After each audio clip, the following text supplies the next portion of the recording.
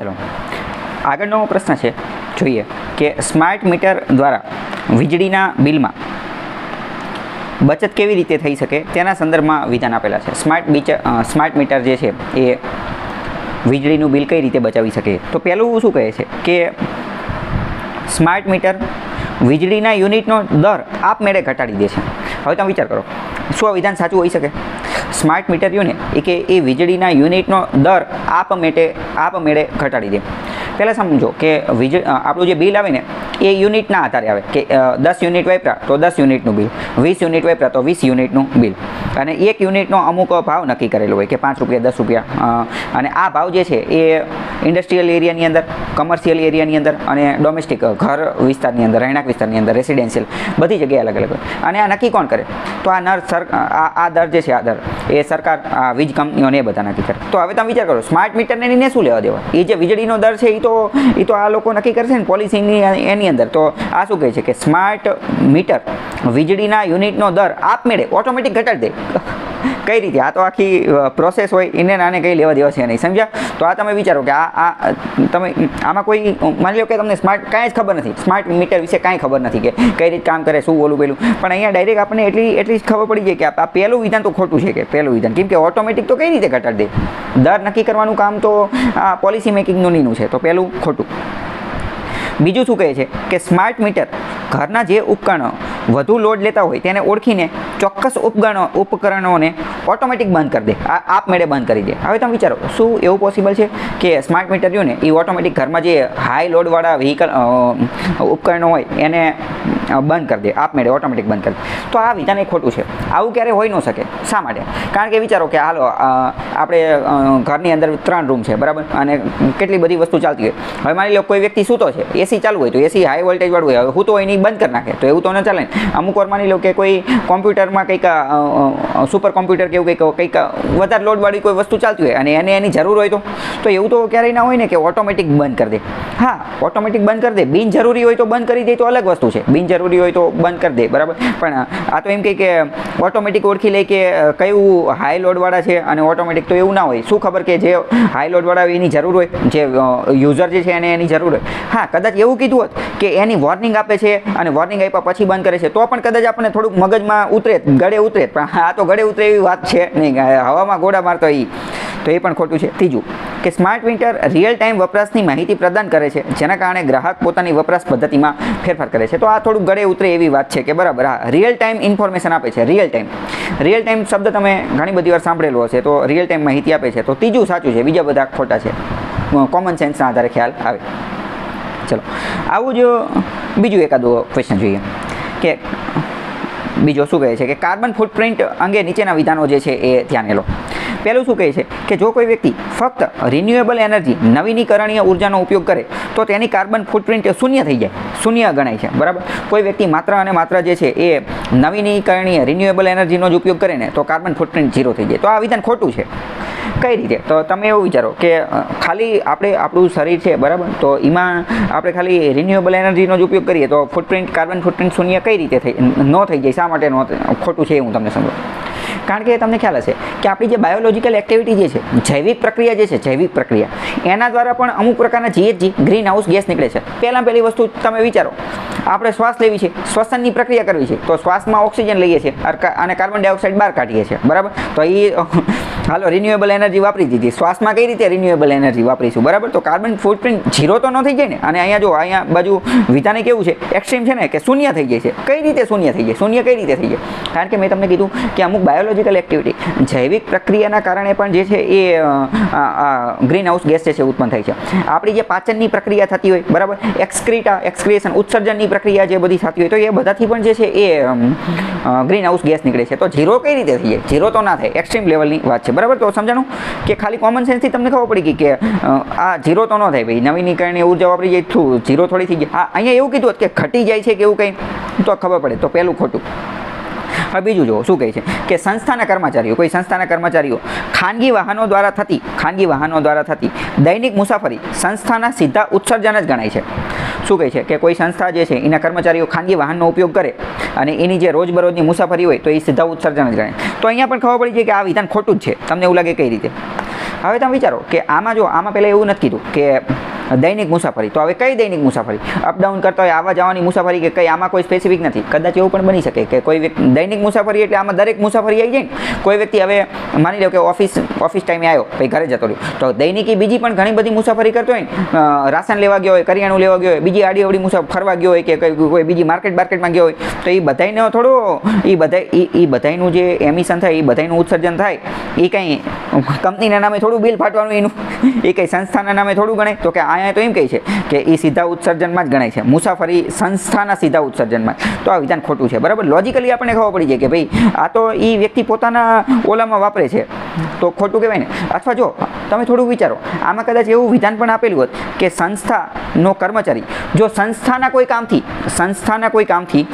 કોઈ કામથી મુસાફરી કરે છે તો એ સંસ્થાના ઉત્સર્જનમાં ગણી શકાય. પણ આ તો શું કહે છે કે દૈનિક મુસાફરીમાં અને ખાનગી વાહન દ્વારા. હવે ખાનગી વાહન દ્વારાથી તો બધે બીજે જતો હોય. હવે એ વ્યક્તિ માની લો કે પોતાનું ખાનગી વાહન લઈને ગોવા જતો રહ્યો, બરાબર, જઈ પણ શકે, કર્ણાટક જતો રહ્યો, બેંગ્લોર જતો રહ્યો, આસામ જતો રહ્યો, તો એ કંઈ થોડું સંસ્થાના નામે બિલ ફાટે? તો પ્રેક્ટિકલ તમે વિચારો કે આને અને એની યારે કંઈ લેવા દેવા છે નહીં. તો બીજું વિધાન પણ કેવું લાગે છે? બીજું વિધાન પણ ખોટું લાગે છે. તો સમજ્યા તમે કે સામાન્ય બુદ્ધિનો આપણે આમાં જે છે ઉપયોગ કરી શકીએ એવું બની શકે નહીં, બરાબર. ચલો પછી નેક્સ્ટ ક્વેશ્ચન છે કે ઓપ્ટિકલ ફાઇબર સંચાર એ કયા સિદ્ધાંત ઉપર કામ કરે છે? તો મોસ્ટ ઇમ્પોર્ટન્ટ જો હવે આ પણ જે છે ને આ એક્ઝામિનર્સ ફેવરિટ ટોપિકની અંદર મૂકું છું. આમાં કોઈ ટ્રીક નથી, પણ એક્ઝામિનર્સ ફેવરિટ ટોપિક મેં તમને કીધું કે અમુક એક્ઝામિનરના ફેવરિટ ટોપિક હોય તો એ તમારે યાદ કરી લેવાના. એમાંથી ક્વેશ્ચન વારંવાર પૂછા કરે. અને બીજું મોસ્ટ ઇમ્પોર્ટન્ટ હું તમને કહું ને કે નવી ટેકનોલોજી જે આવતી હોય ને, તો નવી ટેકનોલોજીનો તમારે અભ્યાસ કરવાનો. અને નવી ટેકનોલોજીમાં પણ ખાસ કરીને એ ટેકનોલોજી કયા સિદ્ધાંત ઉપર કામ કરે છે ને એ તમને ખબર હોવી જોઈએ. કે ઓપ્ટિકલ ફાઇબર એ કઈ ટેકનોલોજી ઉપર, એઆઈ કઈ ટેકનોલોજી ઉપર કામ કરે છે, હમણાં આર્ટિફિશિયલ ઇન્ટેલિજન્સ કઈ ટેકનોલોજી, તો LLM લાર્જ લેંગ્વેજ મોડેલ ઉપર એમાં જોવા મળતું હોય છે. તો LLM ઉપર વારંવાર ક્વેશ્ચન જે છે એ પૂછાઈ ગયેલા છે. 5G ટેકનોલોજી કઈની ઉપર કામ કરે છે, તો એના પણ ક્વેશ્ચન જે છે પૂછાયેલા છે. અત્યારે 6G છે, ક્વોન્ટમ કમ્પ્યુટિંગની ટેકનોલોજી, તો ક્વોન્ટમ કમ્પ્યુટિંગની અંદર ક્યુબિટ્સ આવે, એનું મેઇન ક્યુબિટ છે, બરાબર. તો ઇન શોર્ટ તમારા મગજની અંદર શું ફિટ કરવાનું કે કોઈ પણ નવી ટેકનોલોજી છે ને તો એનો મેઇન પ્રિન્સિપલ, એનો મેઇન સિદ્ધાંત જે છે ને એ સિદ્ધાંતનું નામ તમને ખબર હોવી જોઈએ. તો આ એક્ઝામિનર્સ ફેવરિટ ટોપિક થઈ ગયો, પહેલી વસ્તુ. અને બીજી વસ્તુ ખાસ કરીને એવા ટોપિક કે જે ટોપિક જે છે ને એ 1 થી 12ની વિજ્ઞાનમાં આપેલો હોય. જો હવે આ ઓપ્ટિકલ ફાઇબર જે છે ને એ પૂર્ણ આંતરિક પરાવર્તનની એની ઉપર કામ કરે છે. I think total differential refraction કે એવું કંઈક નામ છે. તો આ જે પૂર્ણ આંતરિક પરાવર્તન જે છે ને એ 1 થી 12ની વિજ્ઞાનની એકાદી ચોપડીમાં આપેલું છે, એકાદા ધોરણની. તો 1 થી 12ની વિજ્ઞાનની ચોપડીની અંદર જે આવી બધી અમુક બાબતો આપેલી છે તો એ તમારે કમ્પ્લીટ કરી નાખવાની. એ એક્ઝામિનર્સ ફેવરિટ ટોપિક છે. ચલો બીજું પણ હું તમને એક કહું ને તો એક એક્ઝામિનર્સ બીજો ફેવરિટ ટોપિક એ છે કે આ પૂર્ણ આંતરિક પરાવર્તન, પછી પ્રકાશ, લાઇટ રિલેટેડ, પ્રકાશ રિલેટેડ વારંવાર પ્રશ્ન પૂછે કે પ્રકાશનું પૂર્ણ આંતરિક પરાવર્તન, પ્રકાશનું પરાવર્તન, પ્રકાશનું વક્રીભવન, તારાઓનું ટમટમવું કોની હારે લેવા દેવા છે, બરાબર, પેન્સિલ વાંકી વળેલી દેખાય. તો આવા બધા પ્રશ્ન વારંવાર પૂછાતા હોય છે, બરાબર. તો પ્રકાશને લગતા આવા જે છે ને પ્રકાશને લગતા આવા તો એ તમારે ખાસ જોવું. જો અહીંયા નીચે એ જ ક્વેશ્ચન આપેલો છે કે સ્વચ્છ આકાશનો રંગ વાદળી કેમ દેખાય છે? તો પ્રકાશનું સ્કેટરિંગ, જે વિક્ષેપણ, તો પ્રકાશને લગતા આવા અમુક ટોપિક જે છે તો એ તમારે ક્લિયર કરી નાખવાના. સંપૂર્ણ આંતરિક પરાવર્તન, વક્રીભવન, વિવર્તન, તો આ એક્ઝામિનર્સ ફેવરિટ ટોપિક છે, વારંવાર પ્રશ્ન પૂછાતા હોય છે. તો નવી તો મેઇન તમારે શું સમજવાનું કે મેઇન જે નવી ટેકનોલોજી આવે છે તો એના સિદ્ધાંત કયા છે એ ખબર હોવી જોઈએ. અને બીજો આ એક ફેવરિટ ટોપિક છે કયો કે પ્રકાશનું વક્રીભવન ને વિવર્તન ને પરાવર્તન ને આમાંથી વારંવાર ક્વેશ્ચન પૂછાતા હોય તો એ તમારે ખાસ જોઈ નાખવાના. એક્ઝામિનર્સ ફેવરિટ ટોપિક એ તમને ખબર હોવી જોઈએ. ચલો આગળનો એક ક્વેશ્ચન જોઈએ કે કઈ સંસ્થાકીય વ્યવસ્થા ક્વોન્ટમ ટેકનોલોજી અને કૃત્રિમ બુદ્ધિમત્તા, ક્વોન્ટમ ટેકનોલોજી અને કૃત્રિમ બુદ્ધિમત્તા એટલે આર્ટિફિશિયલ ઇન્ટેલિજન્સ જેવા અગ્રણી ક્ષેત્રમાં મિશનલક્ષી સંશોધનોને પ્રોત્સાહન આપવાના ભારતના પ્રયાસને શ્રેષ્ઠ રીતે દર્શાવે છે. તો અહીંયા શું કીધું કે કઈ સંસ્થાકીય વ્યવસ્થા, કીવર્ડ જે છે ને ધ્યાનપૂર્વક વાંચવાના. એક ટેકનિક મેં એ પણ ચલાવેલી છે કે રીડ કેરફુલી, બધા શબ્દો ધ્યાનપૂર્વક, કેરફુલી, કાળજીપૂર્વક વાંચવાના. ઘણી બધી વાર શબ્દોની અંદર જ, ક્વેશ્ચનની અંદર જ જવાબ છુપાયેલો હોય છે. તો એ શું કરવાનું, કઈ સંસ્થાકીય વ્યવસ્થા એટલે આપણે જવાબમાં શું ગોતવાનું છે? તો કે જવાબમાં આપણે સંસ્થા ગોતવાની છે. કઈ એવી સંસ્થા છે, નીચે ઓપ્શન આપ્યા ને એમાંથી કઈ એવી સંસ્થા છે કે જે ક્વોન્ટમ ટેકનોલોજી અને આર્ટિફિશિયલ ઇન્ટેલિજન્સ એમાં મિશન આધારિત કામ કરે છે. એમાં શું મિશન આધારિત કામ કરે છે? તો શું કહે છે કે ક્વોન્ટમ ટેકનોલોજીમાં ફક્ત ખાનગી ક્ષેત્રના સ્ટાર્ટઅપ્સ માટે અટલ ઇનોવેશન મિશનની સ્થાપના કરવી. તો આ તો વાત ખોટી છે, બરાબર. કારણ કે તમને ખ્યાલ હશે કે અટલ ઇનોવેશન મિશન એ નાના છોકરાઓ માટે શાળામાં ભણતા હોય એના માટે છે. અને ખાનગી ફક્ત આવી ગયું, બરાબર. પાછું અહીંયા ફક્ત, તો એ પણ ખબર પડી જાય કે આ ખોટું છે, બરાબર. તો પહેલું ખોટું છે. ત્રીજું જોઈએ કે અગ્રણી સંશોધન માટે એક ફક્ત ભંડોળ સંસ્થા ફંડિંગ માટેની સંસ્થા જે છે એની સ્થાપના કરવી, એવી પરિષદની રચના કરવી. બરાબર, અહીંયા પણ શું કહે છે કે સંસ્થાનું નામ આપણે કહેવાનું છે, એ સંસ્થા કઈ છે એ કહેવાનું છે. તો અહીંયા અને આમાં જે માત્ર આવી ગયું તો એવું ચાલતું નથી. પછી શું કહે છે કે માત્ર યુજીસી યુનિવર્સિટી ગ્રાન્ટ કમિશન દ્વારા અગ્રણી ટેકનોલોજી માટે તમામ ભંડોળ પ્રદાન કરવું. તો ફંડની એવું કઈ વાત છે નહીં. જવાબ આનો બી છે. બરાબર, બી જવાબ શું કહે છે કે મુખ્ય વિજ્ઞાન વિભાગ હેઠળ રાષ્ટ્રીય ક્વોન્ટમ ટેકનોલોજી અને એપ્લિકેશન મિશન જેવા સમર્પિત મિશન અને કેન્દ્રની સ્થાપના કરવી. તો આ વિધાન સાચું છે. આ ઇંગ્લિશમાં તમે વાંચો તો ખ્યાલ આવે, national quantum technology mission and application. ચલો, અહીંયા તમે જો થોડુંક વાંચતા હોય તો તમારે અમુક આઈડિયા કેપ્ચર કરી લેવાનો. તમને જાણીને નવાઈ લાગશે કે મોટાભાગની વસ્તુના નેશનલ મિશન બનેલા છે. ચલો, એક આખું મગજની અંદર ફિટ કરો. ગુજરાત વિશે એવું કહેવામાં આવે છે કે Gujarat is a policy driven state. અને ભારત વિશે પણ આવું કહી શકાય. આ ઉચ્ચ લેવલના અધિકારીઓને એ બધા જે કામ કરતા હોય તો એ પોલિસી આધારિત કામ કરતા હોય. કોઈ પણ નિર્ણય લેવો તો હવામાં ઊંચક નિર્ણય ના લે કે હાલો આમ જાઉં ઓલું જાઉં. બધાનું પહેલાં આયોજન કરવામાં આવે, બધાની પહેલાં યોગ્ય પોલિસી બનાવવામાં આવે. તો આપણે જોઈએ ને તો મોટાભાગની જે વસ્તુઓ ચાલે છે ને એ બધાના નેશનલ મિશન બનેલા છે. જેમ કે national mission on climate change, national mission on sustainable agriculture, national mission on quantum technology, national mission on hydrogen, national mission on green energy. મતલબ જે મોટી મોટી વસ્તુ હોય ને એ બધાના નેશનલ મિશન બનેલા જ છે. જલ જીવન મિશન આવેલું છે તો એને ઇમ્પ્લિમેન્ટ કરવા માટે નેશનલ મિશન ઓન નેશનલ જલ જીવન મિશન જે છે બનેલું છે. એટલે હું તો એક ટેકનિક પણ તમને આપી શકું કે મેઇન્સમાં અમુક વસ્તુ લખવાની હોય ને તો મેઇન્સમાં પણ તમે આ વસ્તુ લખી શકો કે નેશનલ મિશન ઓન ફલાણું, કે બધા ઉપર ઓલમોસ્ટ બધા ઉપર બનેલા છે. સુપર કમ્પ્યુટર ઉપર national mission on super computer બનેલા છે. નેશનલ એઆઈ મિશન જે છે બનેલું છે. તો આવા ઓલમોસ્ટ બધા બનેલા છે. તો આના આધારે ખ્યાલ આવી જાય કે શું છે કે આ એના આધારે આ જવાબ આવી શકે. અથવા ચલો બીજું છોડો, બીજું અહીંયા તમે એ પણ જોઈ શકો છો કે જો ક્વેશ્ચનમાં શું લખેલું છે કે કઈ સંસ્થાકીય વ્યવસ્થા. તો આપણે ખબર પડી ગઈ કે સંસ્થા ગોતવાની છે. અને શું લખું? મિશનલક્ષી સંશોધનો. તો જો અહીંયા કીધેલું છે કે રાષ્ટ્રીય ક્વોન્ટમ ટેકનોલોજી અને એપ્લિકેશન મિશન. તો કે national quantum technology and application mission, અને આ એને સમર્પિત મિશન અને કેન્દ્રની સ્થાપના કરવી. તો એ જ સેટ થાય છે. બીજા એક એટલા બધા સેટ પણ થતા નથી.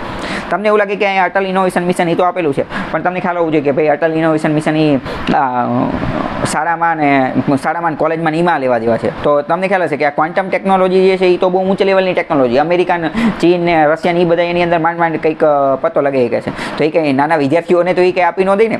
ઇન શોર્ટ મતલબ થોડો ઘણો આઈડિયા હોવો જોઈએ કે ક્વોન્ટમ ટેકનોલોજી એ બહુ ઊંચ લેવલની, સુપર કોમ્પ્યુટર કરતાં પણ ઉપરનું જે છે એને ક્વોન્ટમ કોમ્પ્યુટર કહેવાય. તો આ બહુ મતલબ બહુ કમ લોકો એ કોર્સ કર પાતે છે એની જેવું છે.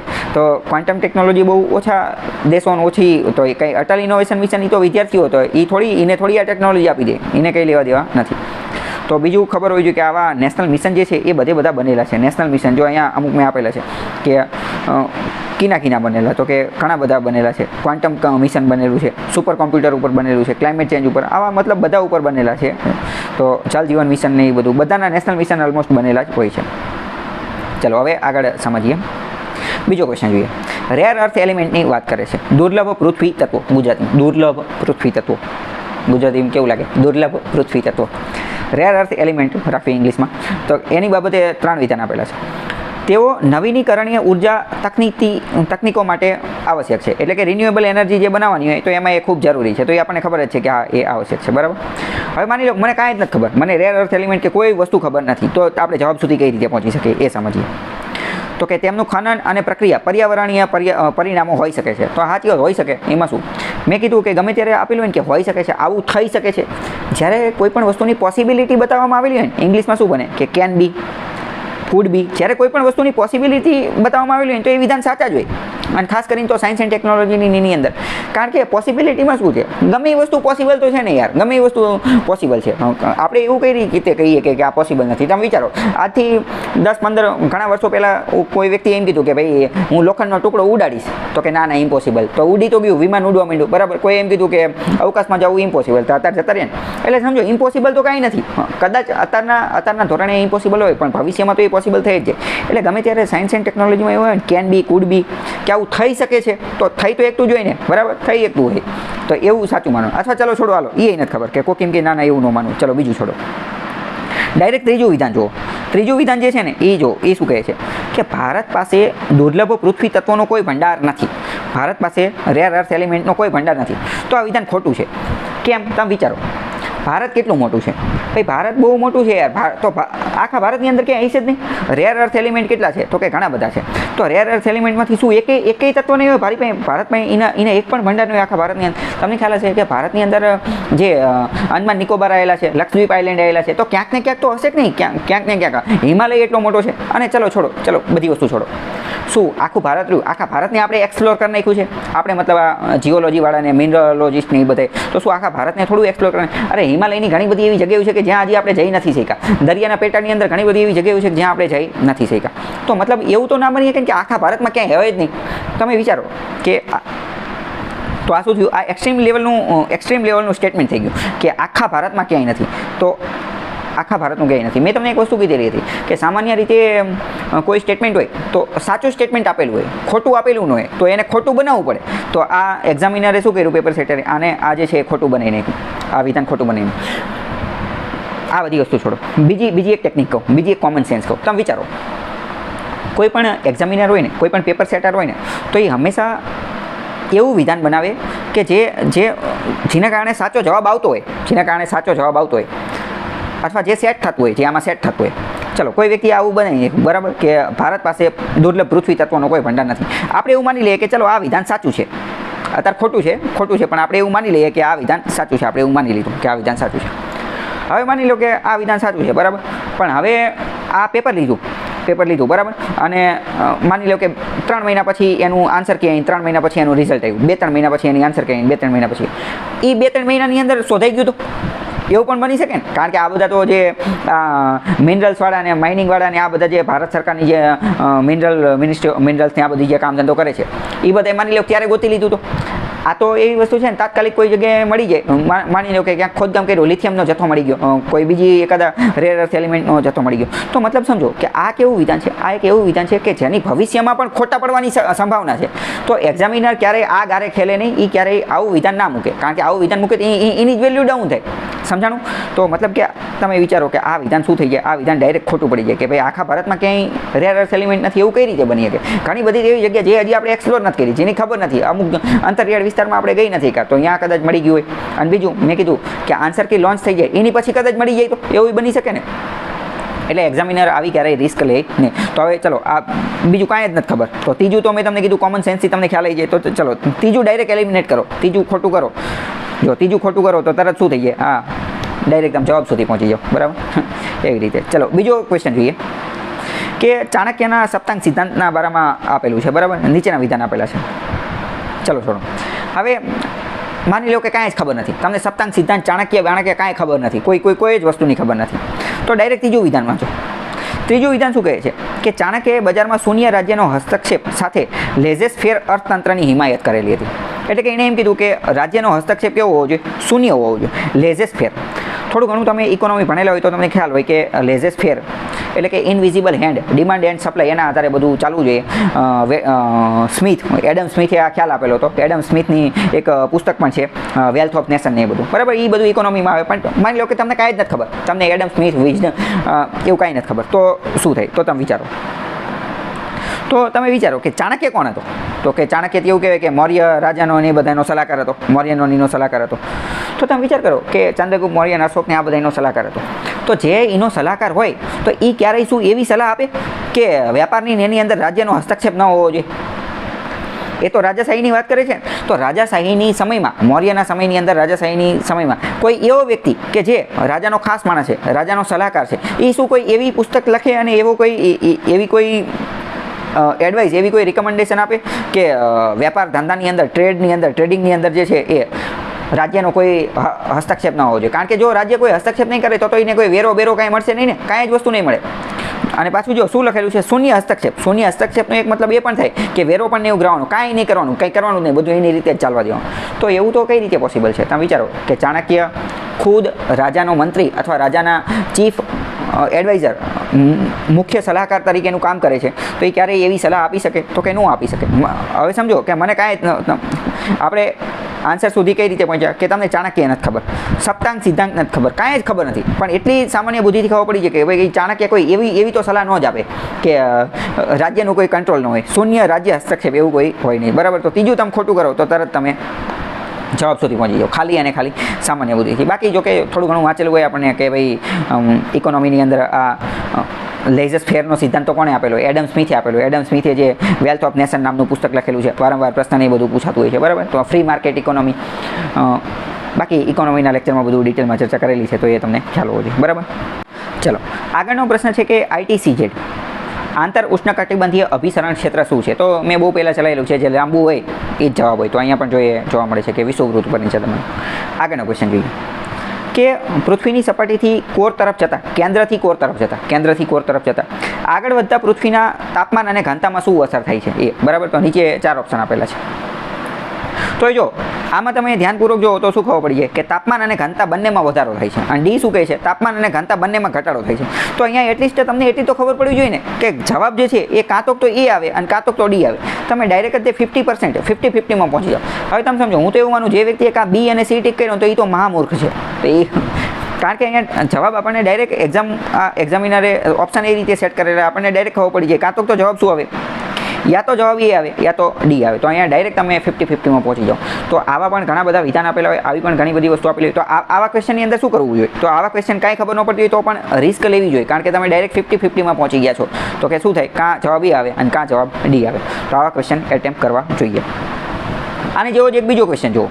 બીજો ક્વેશ્ચન, તો એમાં મેં તમને કીધું છે કે રીડ વર્ડ્સ કેરફુલી. શબ્દો ધ્યાનપૂર્વક વાંચો, ક્વેશ્ચન ધ્યાનપૂર્વક વાંચો, કીવર્ડ જે છે એને ધ્યાનપૂર્વક વાંચો. ચલો, ક્વેશ્ચન શું પૂછે છે કે મણિપુરમાં કઈ બે જનજાતિઓ વચ્ચે સંઘર્ષ ચાલી રહ્યો છે? મણિપુરમાં કઈ બે જનજાતિઓ વચ્ચે સંઘર્ષ ચાલી રહ્યો છે? પહેલું શું કહે છે? જો બધામાં જોવો ને તો પહેલું તો કુકી આપેલું, એટલે કંઈ લેવા દેવા નહીં, બરાબર. ચારેયમાં કુકી આપેલું, તો કુકીથી કંઈ લેવા દેવા છે નહીં.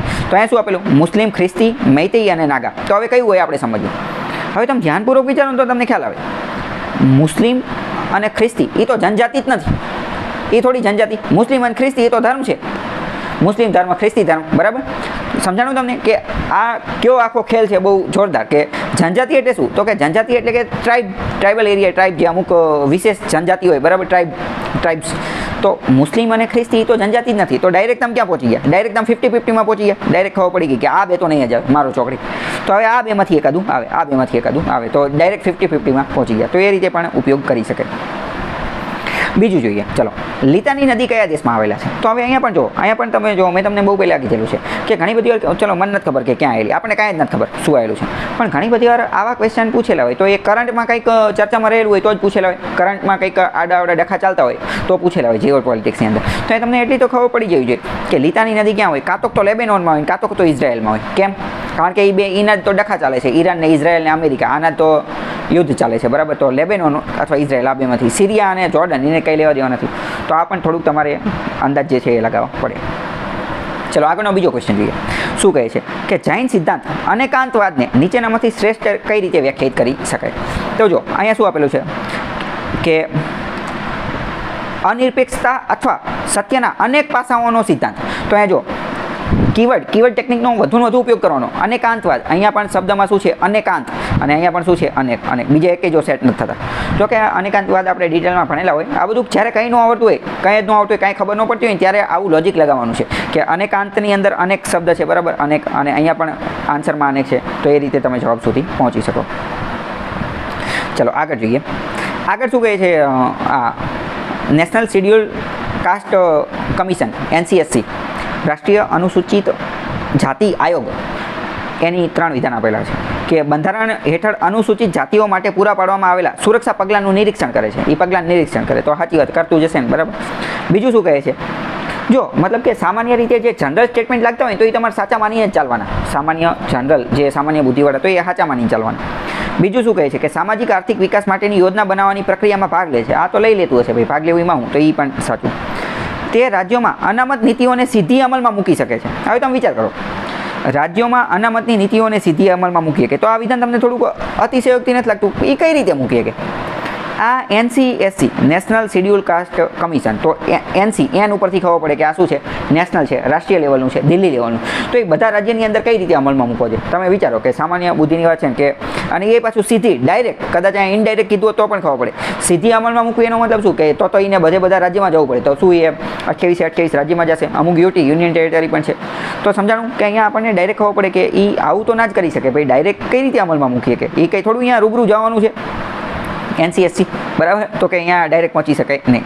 તો આવી રીતે ખાસ જે રીડ બિટવીન ધ લાઇન્સ અને કીવર્ડ એને કેરફુલી ધ્યાનપૂર્વક વાંચો તો એ તમને જવાબ ખબર પડી જાય. તો શું ખબર પડી કે ભાઈ ત્રીજું તો ખોટું છે, ત્રીજું ખોટું છે, બરાબર, ત્રીજું એલિમિનેટ કરો. ચલો ત્રીજું એલિમિનેટ કરો, ત્રીજું ખોટું. તો જેવું ત્રીજું ખોટું કરીએ આવડ્યું, બરાબર, તો પણ તમે 50-50 તો પહોંચી જાઓ, 50-50 સુધી.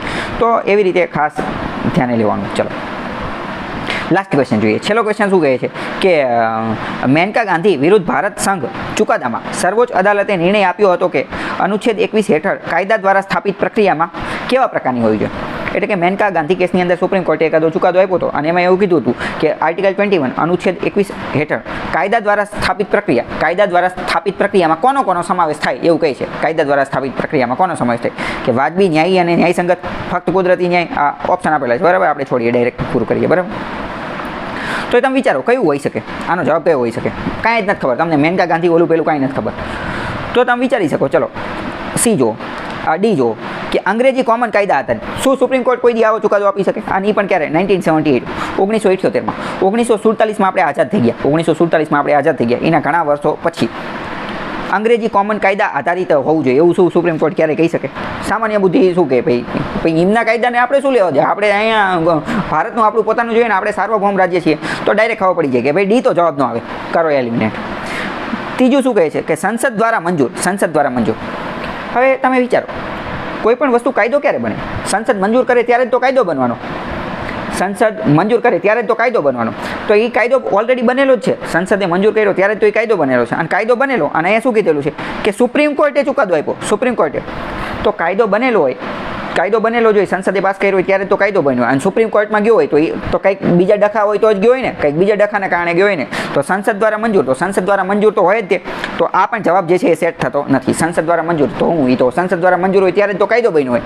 પણ સુપ્રીમ કોર્ટમાં ગયો છે અને એમાં પણ કેવું કીધેલું છે કે એમાં આર્ટિકલ 21 હેઠળ શું હોવું જોઈએ, તો આમાં કંઈક બીજા ડખા લાગે છે. ખબર પડી ગઈ?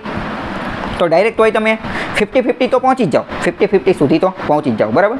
તો આવી રીતે આનો જવાબ એ છે. તો આવી રીતે અમુક સામાન્ય બુદ્ધિનો ઉપયોગ કરી શકાય છે. હવે નેક્સ્ટ પાર્ટની અંદર જે છે એ આપણે બીજા અમુક લાસ્ટ ક્લાસ 1-2 ની અંદર કેવા ક્વેશ્ચન પૂછાયેલા હતા ને, લાસ્ટ ક્લાસ 1-2 એમાં આ ટ્રીક કઈ રીતે કામ કરતી હતી એના વિશે જોઈશું. બાકી પેડ મેન્ટરશીપ પણ ચાલે છે, રેકોર્ડેડ કોર્સીસ જોતા હોય તો એ પણ સેલ કરવામાં આવે છે, બરાબર. લાઈવ મેન્ટરશીપ, લાઈવ બેચ એવું બધું ચાલે છે. જોતું હોય તો કમેન્ટ કરી શકો છો, નીચે નંબર આપેલો છે એમાં ફોન કરી શકો છો.